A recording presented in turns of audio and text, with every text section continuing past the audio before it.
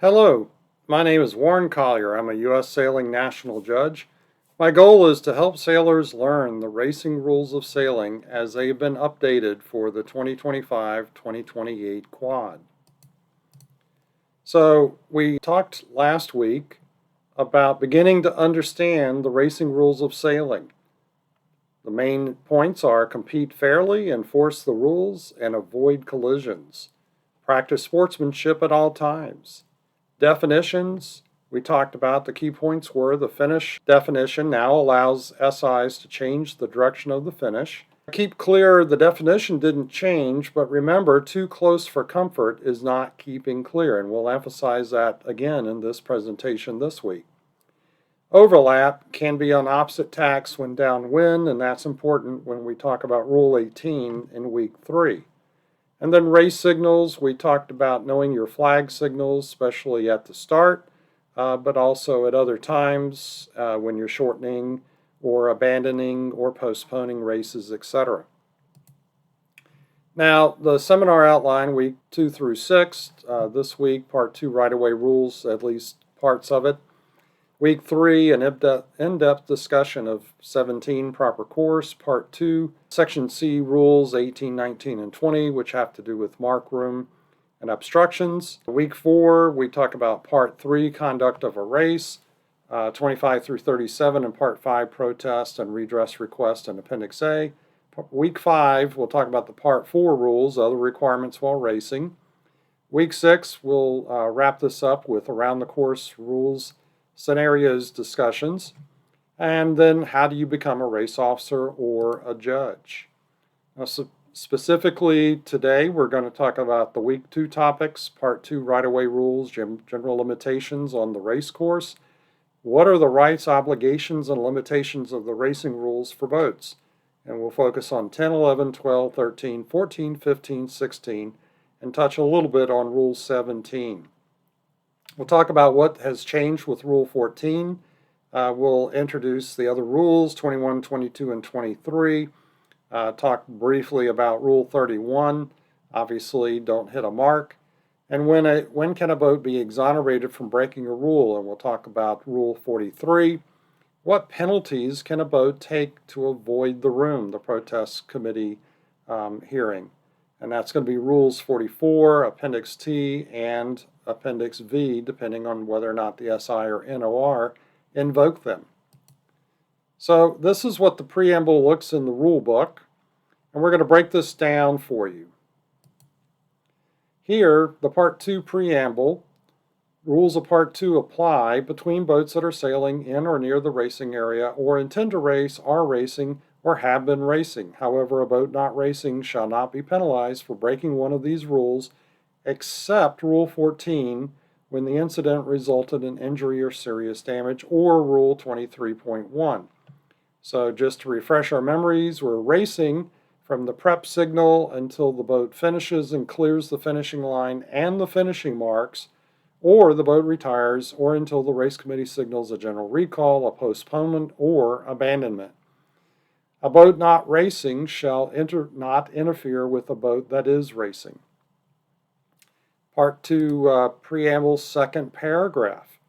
Now, if you meet a boat a vessel rather, that is not subject to the rules, then she shall comply with the international regulations for preventing collisions at sea, IRPCAS, or the government right-of-way rules. If the notice of race so states, the Part 2 rules can be replaced by the right-of-way rules of IRPCAS or the government right-of-way rules. Now, the key point here is to recognize that if there's an incident between a boat that's in the race and a vessel that is not subject to the rules, then the protest committee has no jurisdiction over that matter. And it's a civil matter that needs to be taken care of by police, Marine Police, Coast Guard, etc. So now let's get into the right-of-way rules. We should all know Rules 10, 11, 12, and 13. Talk about the general limitations on these rules. Week 3, we'll talk about 18, 19, and 20. And again, we'll talk about other rules, 21, 23, this week. So the Section A preamble, it seems like almost every section has a preamble of some sort to set the stage. A boat has the right-of-way over another boat when the other boat is required to keep clear of her. However, some rules in sections B, C, and D limit the actions of what the right-of-way boat can do. So here's the definition of keep clear, just to remind ourselves. A boat keeps clear of a right-of-way boat, A, if the right-of-way boat can sail her course with no need to take avoiding action, and B, when the boats are overlapped, if the right-of-way boat can also change course in both directions without immediately making contact. As we'll see under 16.1, sometimes the onus is going to be on the right-of-way boat when she is in the process of changing course. More on that later. Section A contains 4 rules, 10, 11, 12, and 13. One of these 4 rules applies almost all the time and are called the right-of-way rules. One of those 4 rules is almost always on, except when rules 19.2C2 apply, which says while the boats remain overlapped in an obstruction situation, she shall keep clear, and rules 10 and 11 do not apply. Rule 21, where you have a starting error, returning to start, taking a penalty, or moving a stern or backwards by backing a sail. In that case, you're going to be the keep clear boat, and rules 10, 11, 12, 13 are not going to be applying. And then Rule 22, the capsized, anchor to ground, or boat rescuing somebody, they are going to be the right-of-way boat, and you're going to be the keep clear boat. So there's a 2-step process to determine the right-of-way and then if any limitations on the right-of-way boat applies. Who is the keep clear boat? Rule 10, 11, 12, 13, who is the right-of-way boat? Are the actions of the right-of-way boat limited? Did they acquire the right-of-way? Rule 15, changing the course, Rule 16.1, proper course, Rule 17, mark room, Rule 18, room at the obstruction, Rules 19 and 20. So just because you're the right-of-way boat, you may very easily be limited by one of these rules if you fall into the situations that those rules apply to. So 10, on opposite tacks. Sailors speak port starboard rule. The port boat keeps clear of the starboard boat. As we'll see in some cases, such as when going downwind at a mark, there can be limitations on the starboard boat. Tip, constantly determine the tack of boats nearby. It's a good practice for when you might have to make a quick decision. This often is overlooked by sailors when going downwind. So when we talk about boats on opposite tacks, first of all, we'll look at the definition. Let's not be, don't want to be insulting to anyone, but let's make sure we all understand what we mean by tack by looking at the definition and be explicit about how it is to be applied on the boats that are meeting up under Rule 10. Here, the wind is coming over the port side of red, thus we say they are on port tack. And similarly, we state that the wind is coming over the starboard side of green, thus we say they're on starboard tack. So here, the port tack red boat must stay clear of the starboard tack green boat, which makes the green the right-of-way boat. Most sailors can readily see this situation when the boats are on a beat to windward.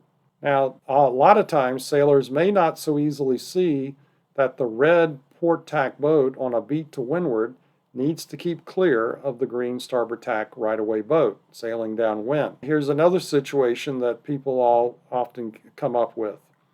We're sailing downwind. We need to make sure we understand the definition of leeward and windward to determine which tack a boat is on. Here, the red is the port tack boat since the mainsail is opposite her windward side, which is port.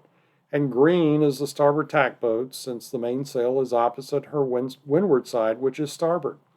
Thus, red needs to keep clear of the starboard tack green. Note some of the limitation rules in sections B, C, and D may change the dynamic, especially Rule 18, a leeward mark or a finish line, because by definition the boats are considered overlapped when both are sailing downwind.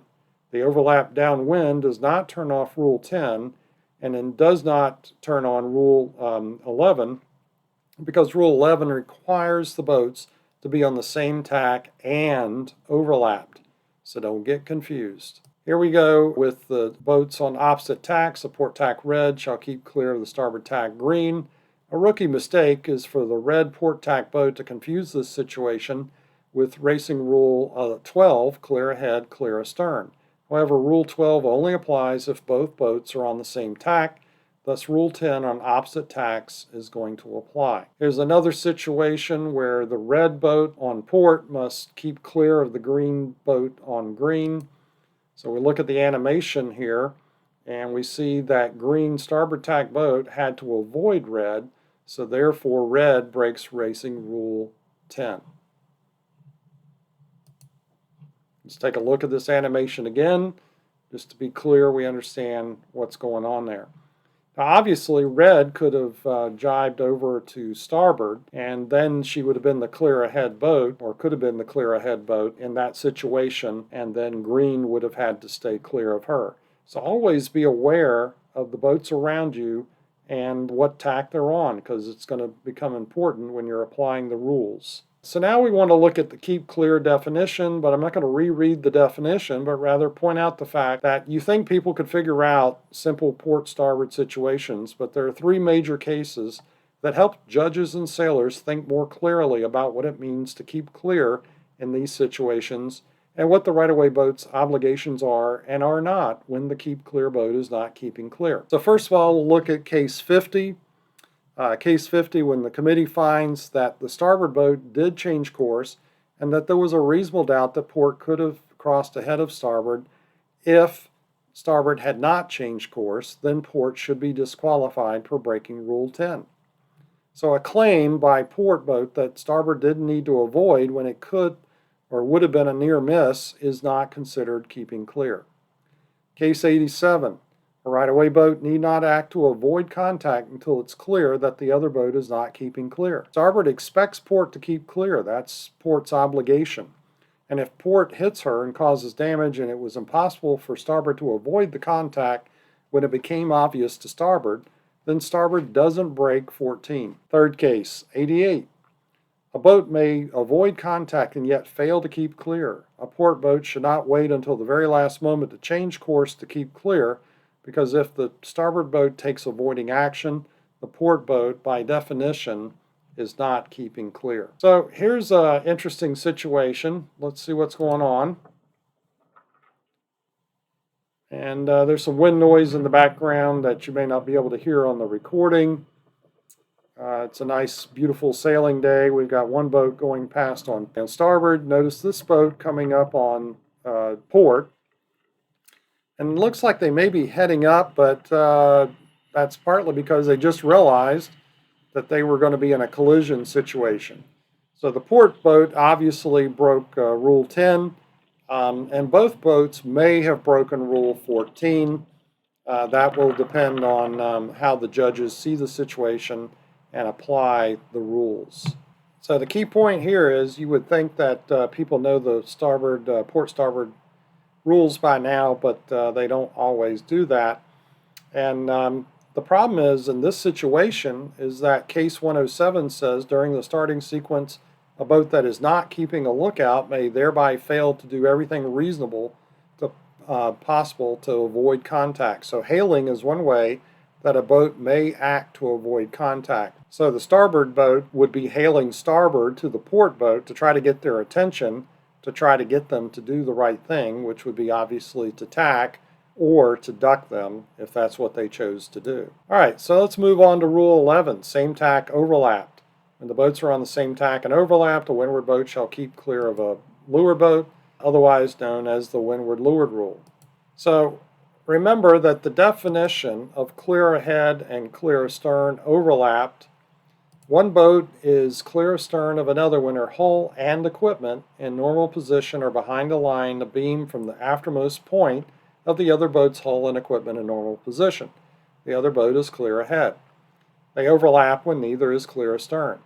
So in this case, of course, the blue boat has a line from its stern and it's pointing over to the yellow boat or intersecting with the yellow boat, so obviously they're overlapped. Now, also, just again, not to be insulting, but make sure we both understand they're both on the same tack because they're both on port tack.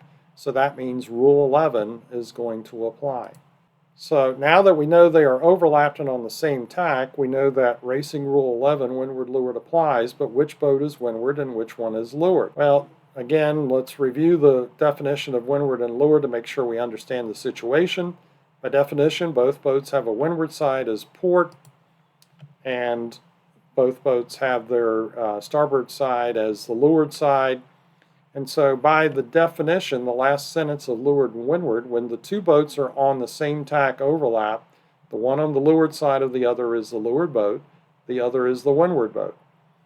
So obviously you can tell by this diagram that yellow is the windward boat because they're to windward of blue, and blue is the leeward boat because she's to leeward of yellow. So same tack overlap with the rudder. Just make sure we understand that it's the equipment in normal position. So start and finish all use the hull, but overlap definition uses the equipment in normal position. Therefore, a spinnaker can establish an overlap, or a transom hung rudder, or as we talked about last week, if you have a spinnaker pole sprit stuck out there extended while you're going downwind, that would be the normal position for that sprit, and therefore could create an overlap. However, going upwind, it would not be the normal position for that sprit to be extended unless it's a fixed one.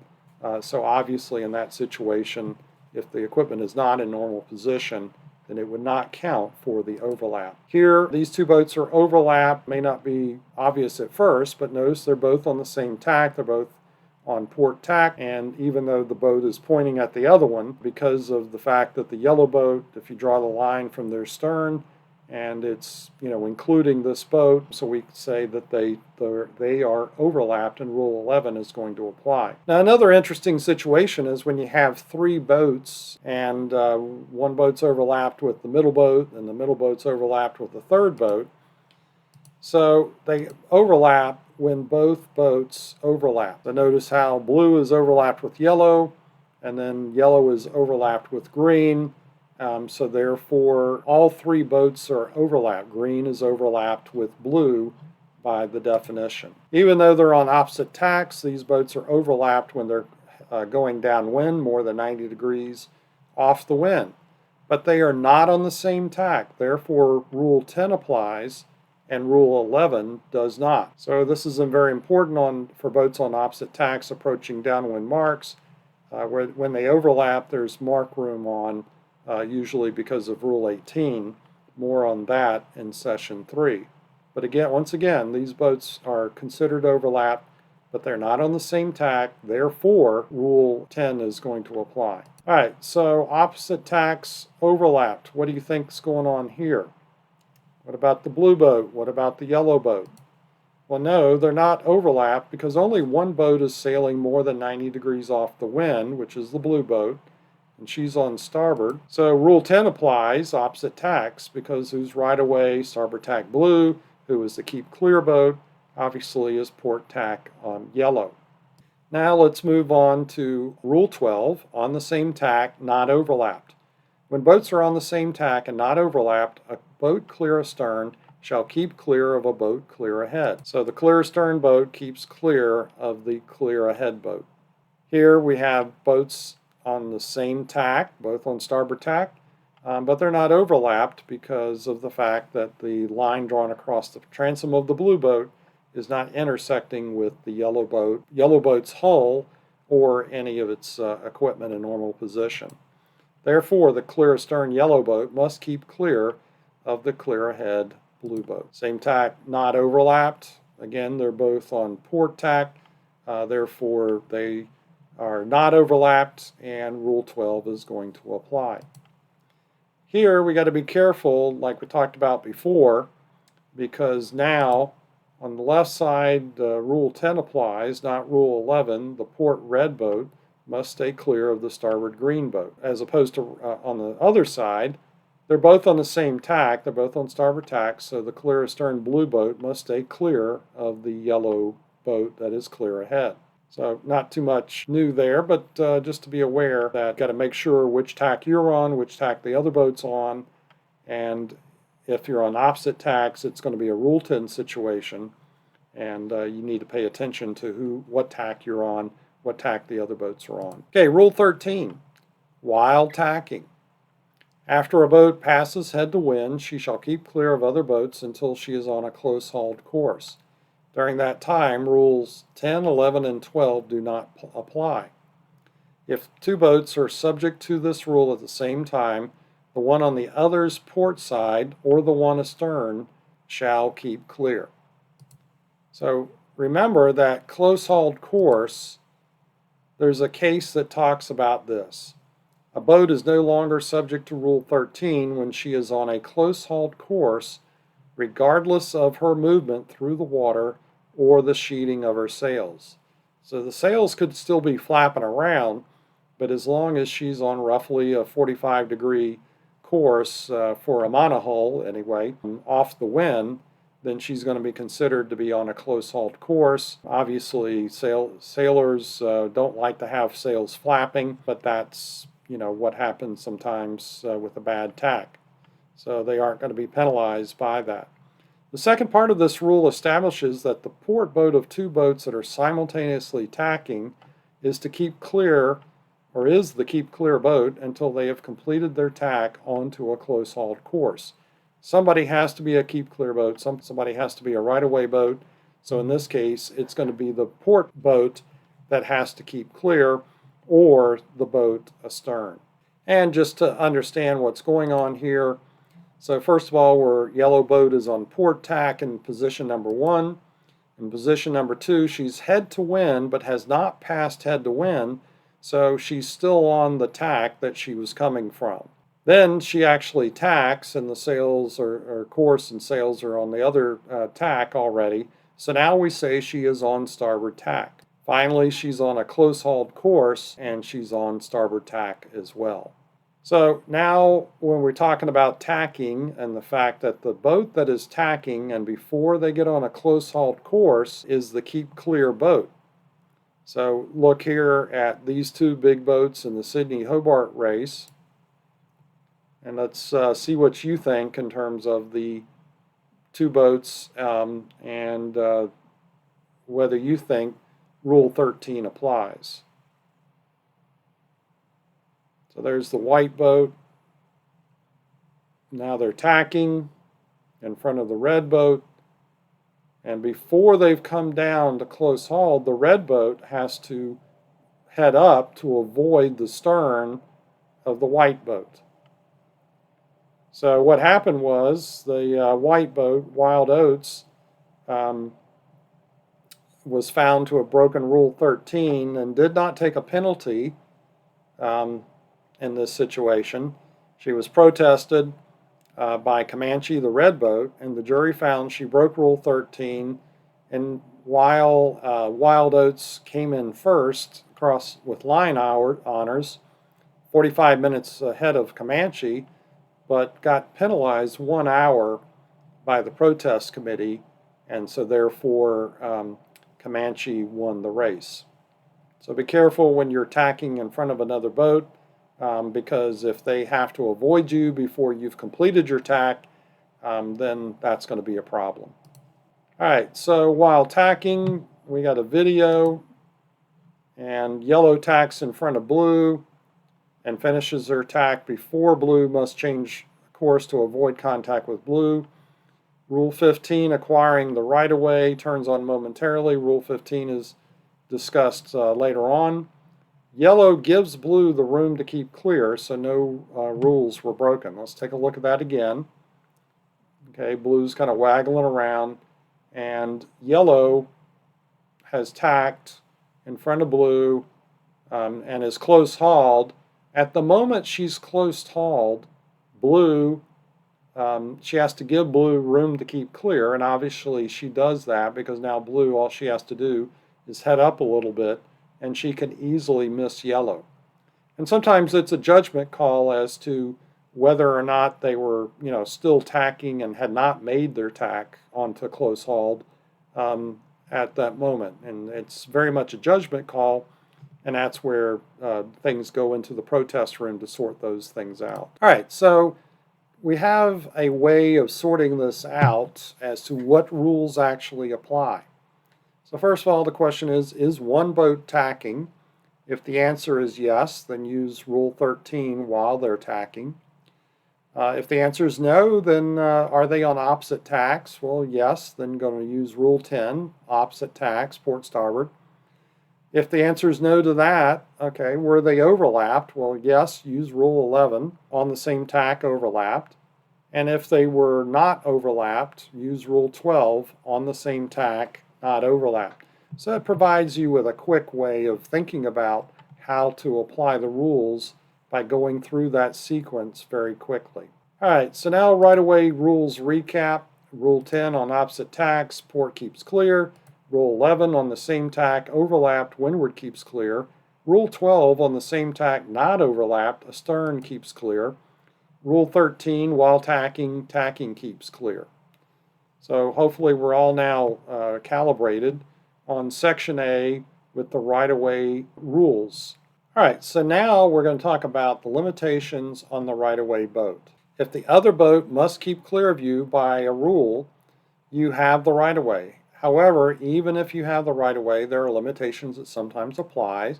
These limitations are contained in Rules 14, 15, 16, and 17 primarily. So let's start with 14, avoiding contact. If reasonably possible, a boat shall A. avoid contact with another boat. New for this year, B. not cause contact between boats, and C. new this year, not cause contact between a boat and an object that should be avoided. However, a right-of-way boat or one sailing within the room or marked room to which she is entitled need not act to avoid contact until it is clear the other boat is not keeping clear or giving room or mark room. But remember, Rule 14 never sleeps. It is always on before, during, or after racing. So what changed? Well, we always knew that, we aren't supposed to hit another boat. A boat has two new obligations under Rule 14. So in the second situation here, you cannot cause a boat to hit another boat. So in this case, you could imagine that yellow believes that it's due mark room, because it probably is by the fact that it was probably overlapped here. However, if yellow tries to go up and cause blue to hit green, or green then hit white, now she's broken Rule 14. She may be exonerated for having that happen, but the idea here is that yellow should be protesting blue, who should be protesting green, who should be protesting white. And in a protest situation, what would happen is that the yellow boat would protest blue. Blue would then tell the jury that green and maybe white were involved. All of those boats would have to be brought into the room to get it sorted out. And most likely, the white boat would be DSQ'd for not giving room to the other boats. The other example is where don't cause a boat to hit a mark, including an RC vessel that is a mark.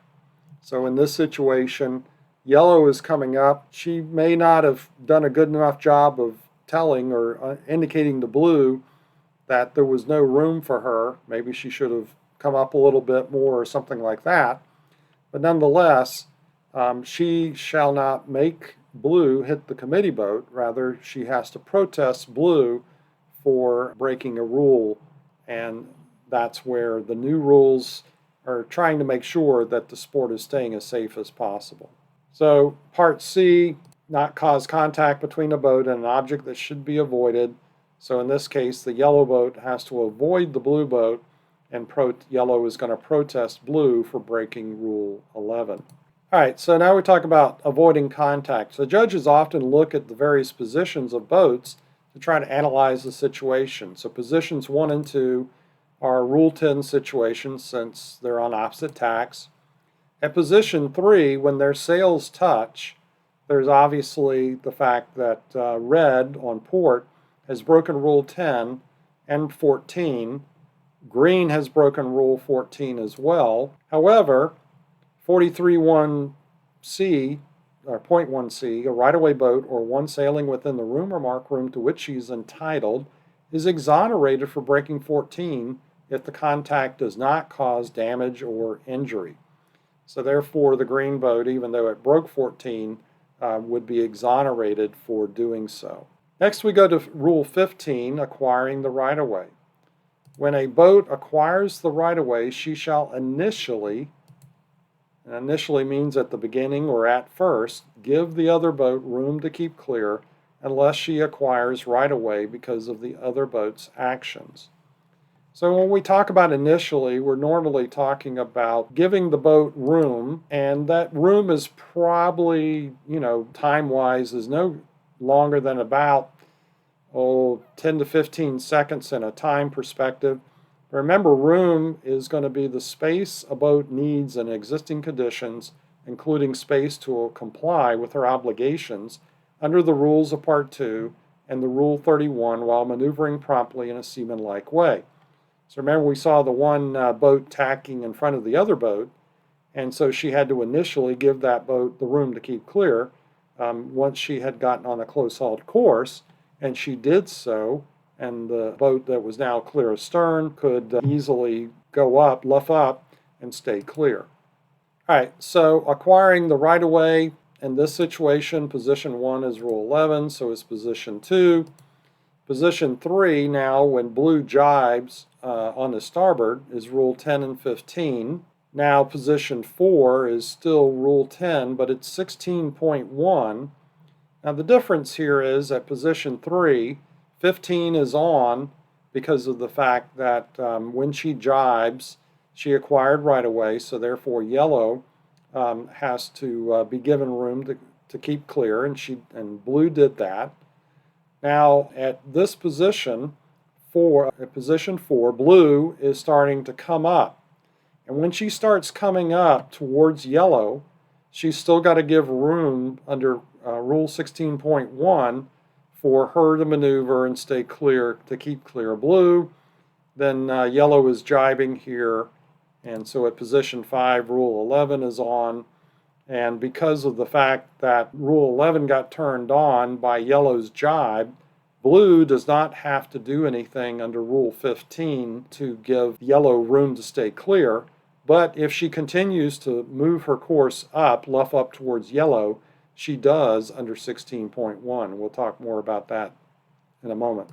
So acquiring right-of-way, does blue give yellow room to keep clear? So blue tacks, she's on starboard, and she was on starboard, but notice how yellow had to immediately maneuver. And so let's look at that again. Okay, so at this point, blue has not quite gotten on to starboard. Okay, but it was just a little before that, blue got on starboard, but because of the fact that as she got on starboard, right there, that's when she acquired right-of-way. So at this point, the yellow doesn't have to anticipate what blue is doing. So therefore, you could say that under Rule 15, blue did not give yellow enough room to stay clear at this point, and because it's, they're so close together when blue completes her tack. So yellow probably had or has contact with blue because of the fact that blue did not give yellow the room. So if we back it up here, okay, blue is on starboard about here, but yellow would have to make a slam tack in order to stay clear. She starts to tack, but there's only but so quickly that she can actually do that. So you got to be careful when you tack on the starboard. You got to give that port tack boat room to stay clear. All right, here's another situation. Yellow stays on starboard, blue tacks on the starboard. From port, does blue give yellow room to keep clear? Because now blue is the right-of-way boat. She acquired it by tacking to leeward of yellow. And so with Rule 11 on at that point, blue has to give yellow room to keep clear, which she clearly does in that situation, because yellow didn't have to avoid blue. Okay, acquiring right-of-way, blue tacked in front of yellow. So remember that when you're acquiring the right-of-way, that the other boat, if you acquire the right-of-way because of the other boat's action, then you don't have to do anything in this situation other than, obviously, Rule 14, avoiding contact. So yellow is cruising along, and then blue tacks right in front of her. Blue's in a really tough spot because her actions cause yellow to get right-of-way over her, and yellow doesn't really have much space to go in. So now we talked about 16 changing course a little bit already. Let's go into a little more detail. When a right-of-way boat changes course, she shall give the other boat room to keep clear. We saw that in the downwind situation when the starboard boat started luffing the other boat up. So the room is the space that a boat needs in existing conditions, including the space to comply with her obligations under the rules of Part 2 and 31, while maneuvering promptly in a seaman-like way. So that's what the definition is and what room that is talked about in Rule 16.1. So here, 16.1, the wind direction has changed, and position 1 is Rule 10. Obviously, green is the right-of-way boat. At position 3, though, Rules 10, 14, and 16.1 are coming into play. Green is changing course and is not giving red room to keep clear.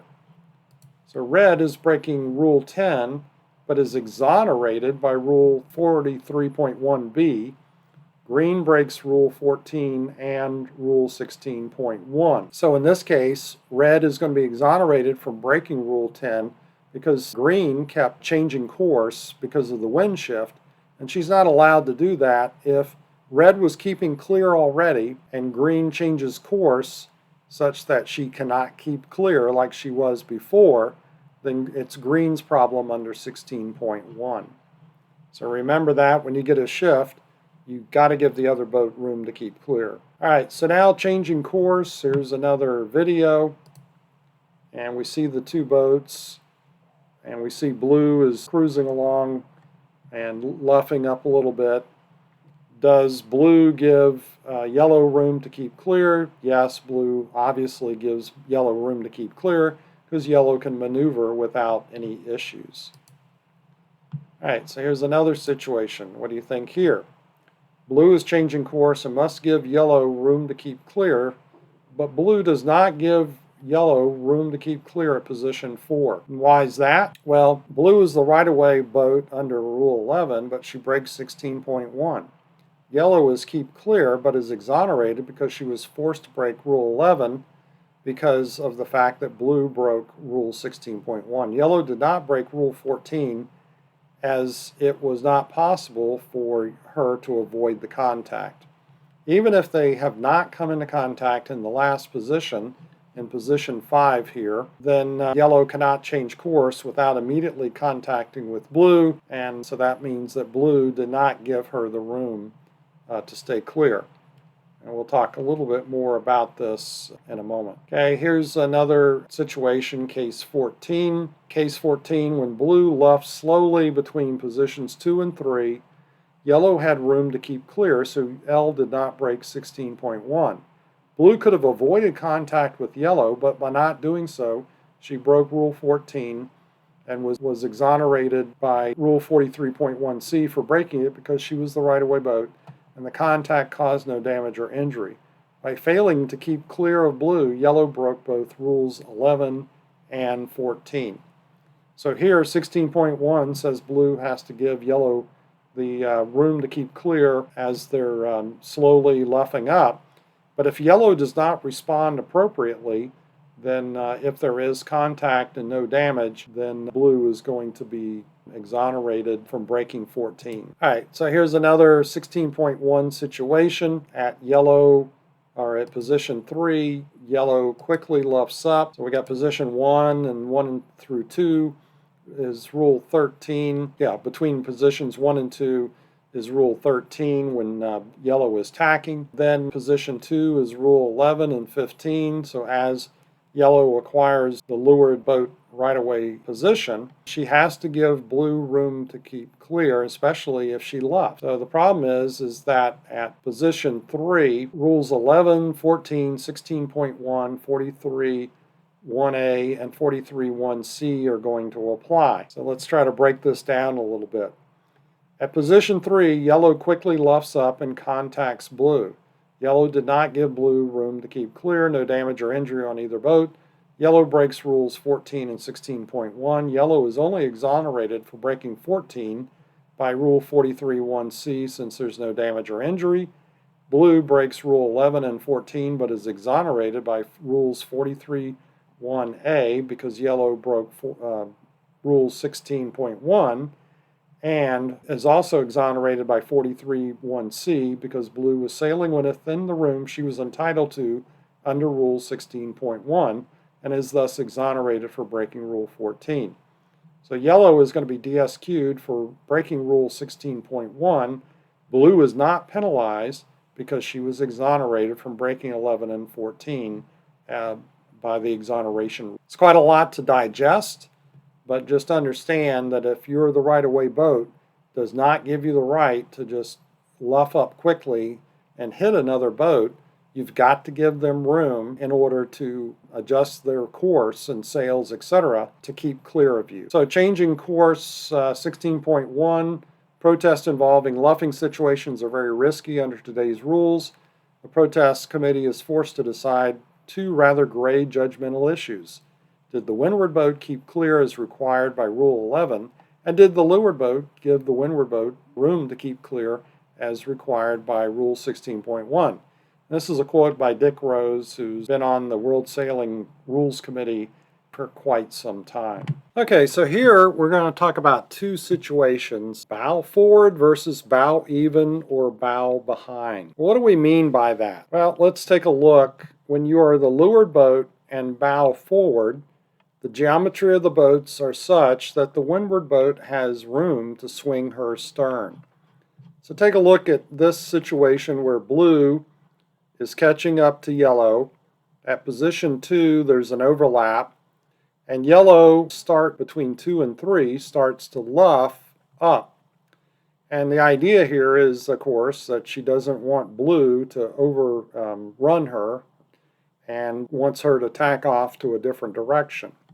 So notice, because of the fact that blue is coming from clear astern and there's no proper course situation, which we'll talk more about in a moment, yellow can luff up and to head to wind. Well, notice how the fact that blue's stern is below, because the transom of yellow is about at the midships of blue. And so when she gets to position 4, she can easily tack over onto port and get out of the way of this pretty nasty type situation. So again, here the yellow boat is bow forward of the blue boat, and the blue boat has plenty of room to maneuver and get out of that situation. Now let's consider the next situation. Same kind of scenario, but blue's a little bit faster, and so blue catches up. And so here at position 3, the boats are even with each other. So now if they're even or blue is slightly ahead, now it becomes a more problematic situation for yellow. So as yellow luffs up between positions 3 and 4, now because the boats are even like this, if yellow does not give blue enough room to tack out of that situation, and again, that shows up here in position 5. This 6 really should be a 5. See how the stern of blue contacts the stern or side of yellow, and it's because of the fact that yellow created so little separation between the two boats. She was not providing blue the room that she was entitled to. So that's an important distinction. Yes, yellow is the right-of-way boat. That was a question that was asked when I presented this before. However, she's got to give blue room to keep clear. So just Just be aware of that. And that's where that problem situation occurs. So now let's move on to Rule 16.2. 16.2 is an additional limitation on the right-of-way boat. Here, in addition, on a beat to windward, when a port tack boat is keeping clear by sailing to pass to leeward of a starboard tack boat, the starboard tack boat shall not bear away if as a result the port tack boat must change course immediately to continue keeping clear. So no hunting on a beat when a port tack boat is ducking. So let's take a look and see and see what's happening here. So notice how the red boat's trying to duck the green boat, but the green boat turns down at the same time, and that's not allowed by 16.2. So obviously what we talk about is the starboard boat should be holding their course. So at position 2, okay, the red boat is already anticipating the fact that she needs to duck green, that she's not going to be clear ahead of her if she continued on a close-hauled course. So she's like, okay, I'm going to go duck their stern. Well, for whatever reason, green comes down or bears off at red. We call that hunting, and that's not allowed by the rules. So really, green should just simply hold its course. She's not required to have a proper course by this rule, but she shall not bear away in such a way that's going to cause red to have to avoid her when she's trying to go behind her. Now we get to 17. We've talked a little bit about this already, but if a boat clear stern becomes overlapped within 2 of her hull lengths to leeward of a boat on the same tack, she shall not sail above her proper course while they remain on the same tack and overlapped within that distance, unless in doing so she promptly sails astern of the other boat. So there's a whole lot going on here that is much easier to talk about with diagrams. But one of the things is that we've got to understand all the different aspects of Rule 17. So first of all, if a boat is clear astern and then becomes overlapped within 2 of her hull lengths to leeward of a boat on the same tack, okay, by Rule 11, she would be the right-of-way boat. But she's limited by Rule 17 to not go above her proper course. It doesn't say sail her proper course, it just says not to go above the proper course. Now there's one change that was made in the new rules, and it's called the slam dunk defensive move was removed. So this rule does not apply if the overlap begins when the windward boat is required by Rule 13 to keep clear. That was erased from the rules, and just to explain what that was, we look at this diagram. And in this diagram, you got the blue boat crossing on starboard ahead of the yellow boat on port, and then you can see at position 2, blue is tacking very quickly onto port and is now the windward boat. And so under the old rules, yellow could have actually started luffing up as soon as blue started tacking over, because blue under Rule 13 was going to be the keep clear boat. And even under Rule 11, she's the keep clear boat. But until she got on a close hauled course, Rule 11 didn't apply. And the problem is it's a safety issue. If yellow starts luffing up at the same time that blue is tacking, then that creates a dangerous collision situation. And the rule makers decided that that was not a good thing, and they were going to take it out. So you can't do that. If you ever tried to do that maneuver before, you cannot do it under the new rules. On the same tack, proper course. This reminder of what a proper course is. It's a course a boat would choose in order to sail the course as quickly as possible in the absence of other boats referred to in the rule. A boat has no proper course before her starting signal, and that becomes important when we start talking about especially mark room Rule 18 at the start. So we'll talk more about what that means when we get into week 3. Let's see, okay, so on the same tack, proper course. Is the blue boat clear astern? Yes, at position 1. Are they now overlapped to leeward at position 2? Yes. Are they within 2 hull lengths of each other? Yes. Are they on the same tack? Yes. So at position 2, blue is right away by Rule 11, but is limited to sail not above her proper course by Rule 17. So you want to ask yourself those 4 questions to understand whether 17 applies or not. Here's another situation. Is blue clear astern? No, yellow was clear astern. Were they overlapped to leeward? Yes, at position 2, so blue is now the right-of-way boat. 2 hull lengths, yes. On the same tack, yes. So Rule 11 applies. However, Rule 17 does not turn on. That's how we talk about Rule 17. And so blue could luff yellow if she wished. All right, so now we'll look at this other situation. Here we have blue tacking below yellow. And so between position 1 and 2 is Rule 13 until blue is on a close-hauled course. Is blue clear astern of yellow? No, they're overlapped actually already. Overlapped to leeward, yes, at 2 and actually at 1. 2 hull lengths, yes. On the same tack at position 2, yes. Rule 17 does not turn on. So this is basically another example of how tacking into the overlap does not turn Rule 17 on.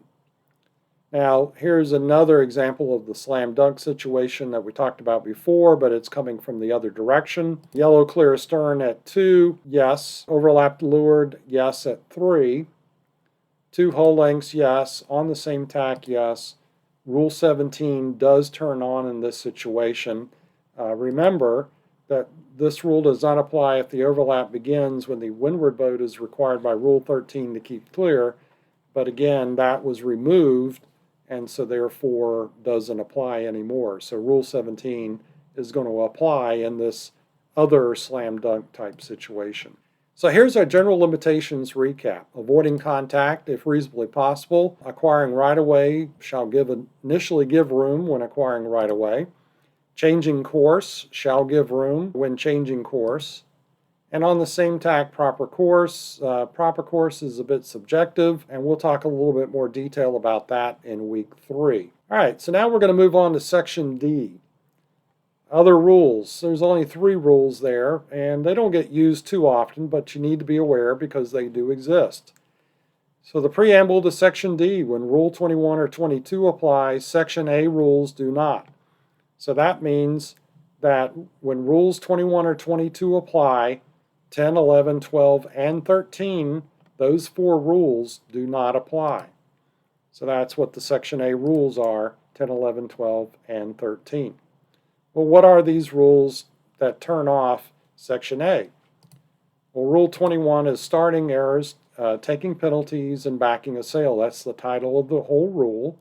21.1 is about a boat sailing back to the pre-start of the starting line or one of its extensions after her starting signal to start or to comply with Rule 30.1, which is the I flag rule, and she shall keep clear of a boat not doing so until her hull is completely on the pre-start side. A boat taking a penalty shall keep clear of one that is not, so that's why we say get well clear of the other boats before you start taking your penalty. A boat moving astern in 21.3 or sideways to windward through the water by backing a sail, so these 3 things have to be occurring because of the fact that the sailor is backing a sail, shall keep clear of a boat that is not. Now, if the boat is just kind of drifting on its own in a direction because of current or something like that, then this rule is not going to apply. Now, backing a sail includes the momentum created while backing the sail.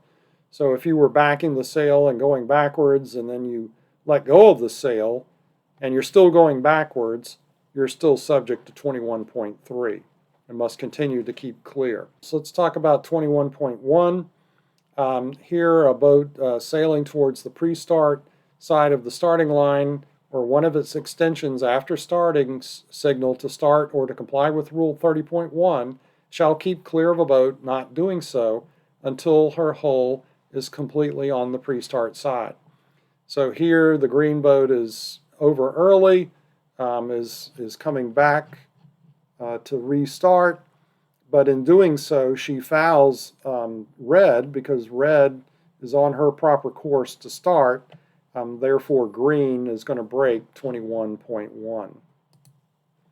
22, capsize, anchored, or aground, rescuing. So, if possible, a boat shall avoid a boat that is capsized or has not regained control after capsizing, is anchored or aground, or is trying to help a person or vessel in danger. A boat is capsized when her masthead is in the water. 22, interfering with another boat. 23.1, if reasonably possible, a boat not racing shall interfere with a boat that is racing. So remember again that after you've finished, cleared the finish line and the marks, you're no longer considered racing, but you need to get clear of the areas for the boats that are still racing. If reasonably possible, a boat shall not interfere with a boat that is taking a penalty, sailing on another leg, or subject to Rule 21.1. However, after the starting signal, this rule does not apply when the boat is sailing on her proper course. So in the previous situation we talked about with the boat that was coming back to restart, the boat on port was sailing its proper course to start, and so therefore the green boat was breaking the rule. So, but 23.2 says you can't interfere with them, so you could be breaking 23.2 or even 16.1 if you start changing course and that interferes with that boat as trying to restart. So other rules, we talk about 23.2, if reasonably possible, a boat shall not interfere with a boat that is taking a penalty or sailing on another leg or subject to 21.1. So here we're talking about sailing on another leg. So yellow is sailing and has rounded the mark and has left the mark, and blue is on its proper course to try to get to the windward mark. And so yellow, for whatever reason, decides to come up towards blue and interferes with blue. So yellow in this situation might be determined that she was not sailing a proper course and interfered with blue, who was on another leg. So therefore, yellow would probably be penalized under 23.2. Now, as we said before, after the starting signal, it does not apply when the boat is sailing on her proper course, but here, yellow's proper course is probably to just sail downwind to the next mark, and so blue could protest yellow for breaking 23.2. So in a summary, we've talked about 21, starting errors, backing a sail, boat doing so shall keep clear. We talked about capsized, anchored, or aground or rescuing, avoid if possible. 23, interfering with another boat. 23.1, not racing. 23.2, taking a penalty, sailing another leg. So if at all reasonably possible, don't interfere with those boats. And in Rule 23 does not apply after the start when the boat is sailing on her proper course. But if she starts changing course away from her proper course, then she could be subject to Rule 23. All right, so touching a mark, Rule 31, it's simple. Don't hit the mark. While racing, a boat shall not touch a starting mark before starting. A mark that begins, bounds, or ends the leg of the course on which she is sailing, or a finishing mark after finishing. Racing. A boat is racing from her prep signal until she finishes and clears the finishing line and marks. And so the key point here is that while you're still racing, if you hit the finish marks, you're still racing and you've got to take your penalty turn and then refinish. Exoneration. We've seen some examples of this already, but it's a good idea for us to review this as the rules are written. So there is no special exoneration for the windward boat for breaking Rule 11 when Rule 17 applies. 43.1a, when as a consequence of breaking a rule, a boat has compelled another boat to break a rule, the other boat is exonerated for her breach. And we saw some examples of that. B, when a boat is sailing within the room or mark room to which she's entitled, and as a consequence of an incident with a boat required to give her that room or mark room, she breaks a rule of Section A of Part 2, or Rule 15, 16, or 31, she's exonerated for her breach. So in the case of the boat that changed course, luffed up too quickly, And yeah, she broke 11, but she's exonerated by this rule. And then C, a right-of-way boat or one sailing within the room or marked room to which she's entitled is exonerated for breaking Rule 14 if the contact does not cause damage or injury. So we saw several cases where the right-of-way boat broke Rule 14, however, was exonerated because there was no damage or injury resulting from the contact. And then 43.2, a boat exonerated for breaking a rule need not take a penalty and shall not be penalized for breaking that rule. So if you're really confident of the fact that you're going to be exonerated for breaking a rule, then you don't have to actually take that penalty. But a lot of good sailors just go ahead and take a penalty, especially if it's just involving a one-turn penalty or something like that, rather than go to the room because they don't want to risk a jury deciding something different than what they believe that they know. So what is exoneration? Exoneration releases one from guilt or obligation. And so we summarize exoneration. 43.1a, compelled to break any rule. 43.1b only applies to rules of Section A of Part 2, Rules 15, 16, and 31. 43.1c, contact, no damage or injury, only applies to right-of-way and entitled boats, the ones that are entitled to room. So A, when as a consequence of breaking a rule, a boat has the other boat is exonerated for her breach. So we have to look at, with all three boats, we have to look at this as two boats, one on each other. So in the first case, yellow and red, red is obviously, position 1 is Rule 10 because red is port and yellow is starboard. Positions 1 and 2 are Rule 10. Position 3, red is breaking Rule 10 by the fact that yellow had to alter course to stay clear of red. Now with green and yellow, position 1 is obviously Rule 11, and 17 may or may not be on. We would need more information, but it's not that important. Rule 11 is still on at position 2 between green and yellow. At position 3, Rule 11 applies. Yellow has to break 11 because of the fact that she had to duck red, and so she was compelled to break 11. So at position 3, red, breaking Rule 10, compelled yellow to break Rule 11. Yellow is exonerated for breaking Rule 11 by 43.1a. Now, if there's contact, then it has to be decided whether or not it was reasonably possible for yellow to avoid either red or green. And so therefore, the jury would have to make that determination as to whether yellow actually broke 14 or not. Now, since she was the right-of-way boat against red, if there was contact, then she might be exonerated. But since she's not the right-of-way boat against green, then there's a whole other situation that has to be considered. All right, B, when a boat is sailing within the room or marked room to which she's entitled, and as a consequence of an incident with the boat required to give her that room or marked room, she breaks a rule of Section A, Part 2, Rule 15, 16, or 31, she's exonerated for her breach. So in this situation, we've got position 1 is Rule 10, position 2 is Rule 10, and 18.2b, because now both blue and yellow are in the zone and they're sailing downwind, so therefore they're overlapped. Therefore, yellow is entitled to room, even though she's the port boat and blue is the starboard boat. And this is a common mistake that sailors make sailing downwind, not realizing that even though there's a port starboard right-of-way situation, we've got a situation where yellow is entitled to mark room at this finish mark. So position 3, Rule 10 and 18.2b. Rule 4, or position 4, yellow breaks Rule 10 and 31 because she's hitting the mark and she's also causing blue to have to change course. Blue, however, breaks 18.2b because blue was supposed to give mark room to yellow.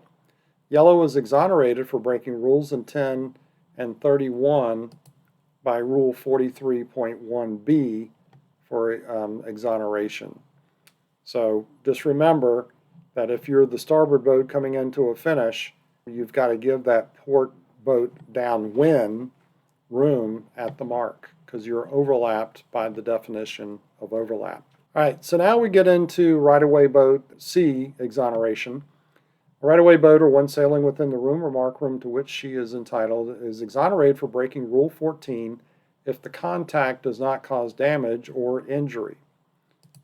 So position 1, Rule 10, position 2, Rule 10, position 3, Rules 10, 14, 43.1c. Red breaks Rule 10 because she's the port boat. Green breaks Rule 14 with no damage or injury.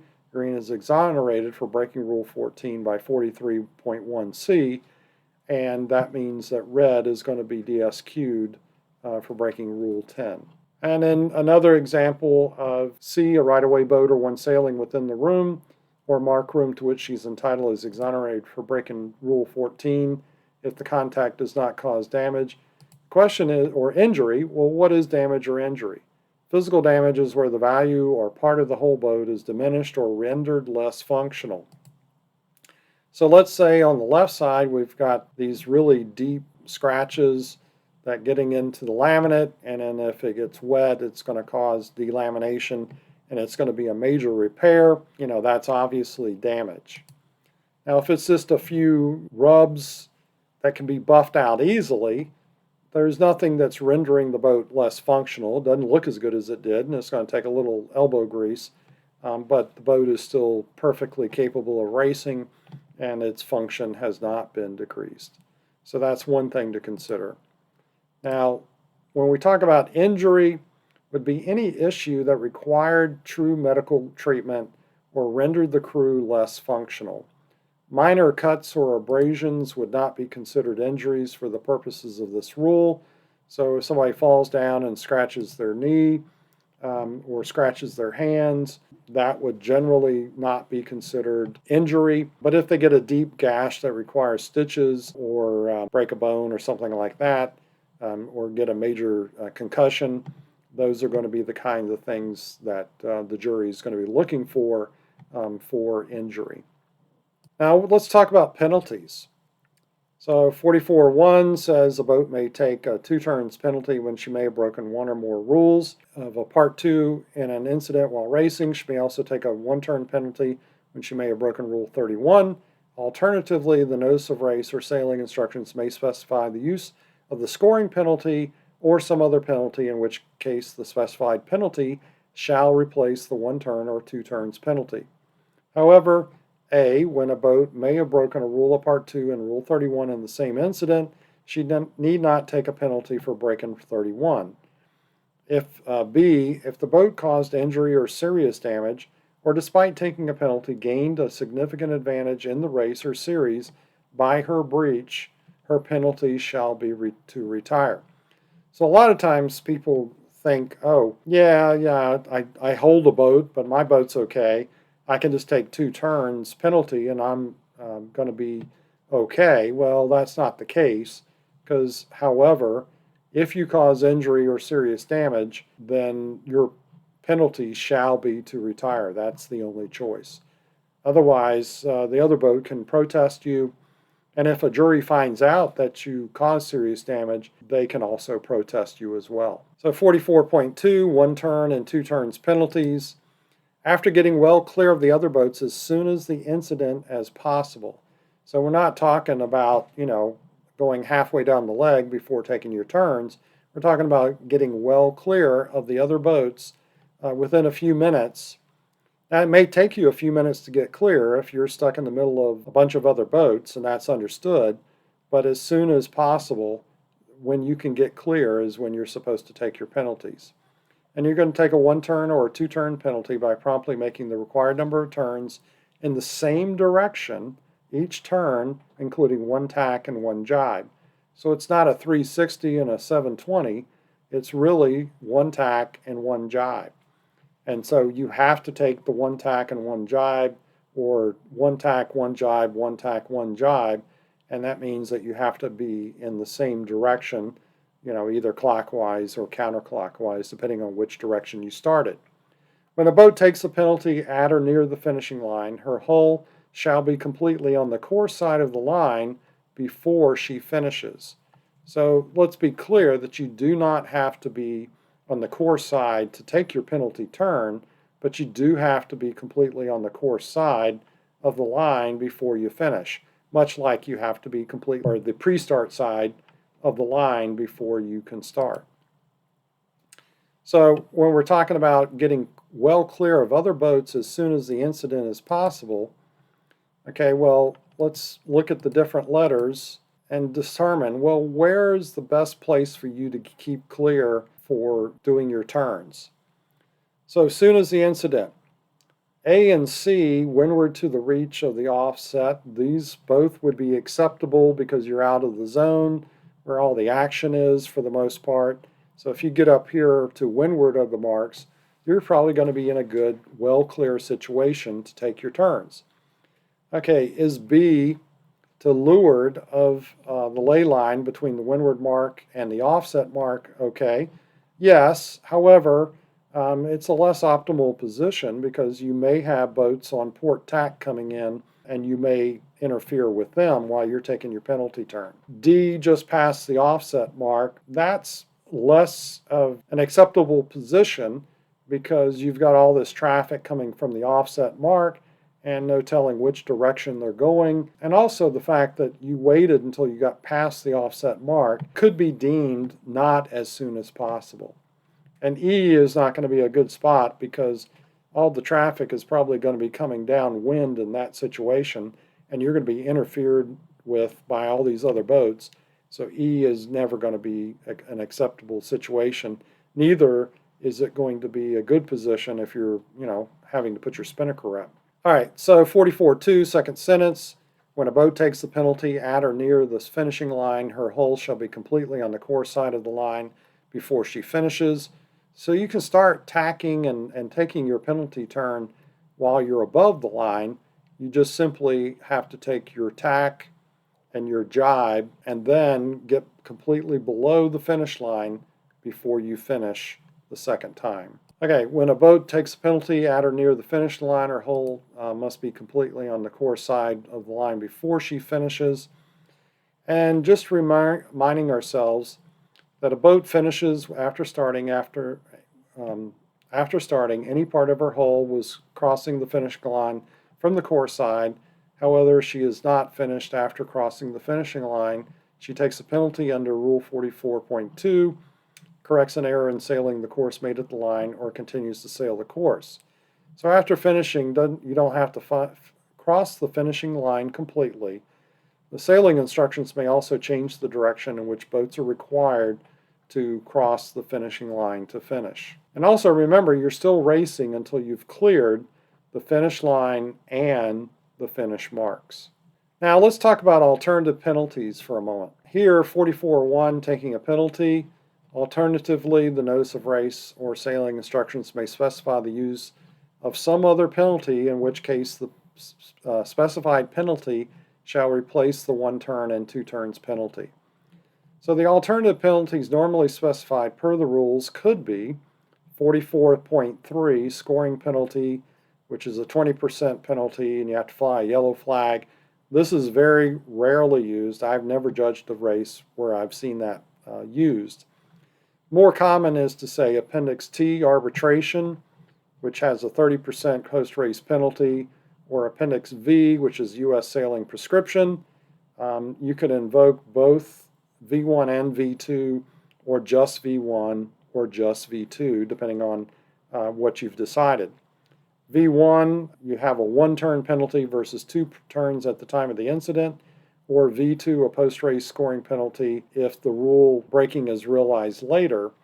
But understand that the preamble to Appendix V says V2 does not replace 44.1, penalty available at the time of the incident. So if only V2 is in place, or if V1 and V2 are in place, V2 is only meant for someone who doesn't realize that they broke a rule, they get informed they broke a rule, and then they're allowed to take that scoring penalty. If you knew you broke the rule, then you should at least take the one-turn penalty under V1, or if only V2 is in place, then you should be taking your 2 or 1-turn penalty according to 44.1. So hopefully that's clear. Always take a penalty at the time of the incident if you know that you broke the rule. Don't wait. This breaks down the comparisons of Appendix V versus Appendix T. V1 changes 2 turns to 1 turn except in the zone. T1 and V2 post-race penalties, the verbiage is almost exactly the same. Remember that you can't take a scoring penalty under T1 or V2 if there's injury or serious damage, because 44.1b still applies. And then you can take the post-race penalty of 30%, and the way you take it is by delivering to an arbitrator, a member of the protest committee, or the race office, and let them know that you're taking the penalty. If in Appendix T, if you're not taking your penalty at first, you may go into an arbitration meeting, and the arbitration meeting will help decide whether or not that they think you broke the rules. It's sort of like a mini protest committee meeting meant to speed up things. However, it will not apply if there was injury or serious damage. So just a quick summary, Appendix T or V only apply if the NORSI state they do. V1 changes 2 turns to 1 turn except in the zone. T1 and V2 post-race penalties verbiage is almost the same. T2 provides arbitration meeting prior to the hearing. T3 outlines what the arbitrator's opinion might be. An invalid protest, no boat will be penalized, or one or more boats will be penalized, and he will ID which boats or penalties might be found. T4 outlines the options a boat has after arbitration hearing has occurred.